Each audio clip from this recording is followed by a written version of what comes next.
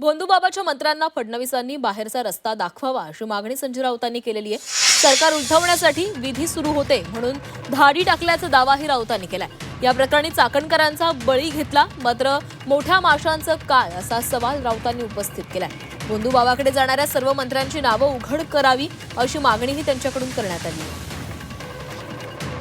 किंवा वीर सावरकरांच्या विचारांशी प्रतारणा करणाऱ्या या भोंदूबाबाच्या मंत्र्यांना देवेंद्र फडणवीस यांनी बाहेरचा रस्ता दाखवायला पाहिजे। भोंदूबाबाचं जे काही स्थान आहे त्या ठिकाणी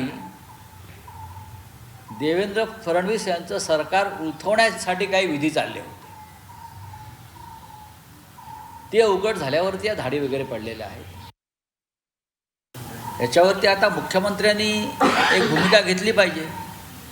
हे राज्य भोंदूबाबा चालवणार की मुख्यमंत्री चालवणार? राजकीय भोंदूगिरीचं प्रकरण थांबवायचं असेल तर त्या भोंदूबाबाच्या चरणाशी कोण कोण जात होतं ही नावं पोलिसांकडे आहेत।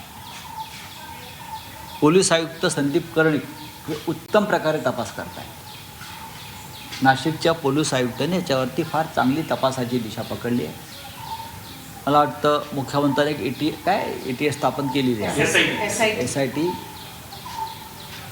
सगळ्यांची नावं त्यांनी सांगितलेली आहेत। त्या बाबांनी ही सगळी नावं समोर आली पाहिजे।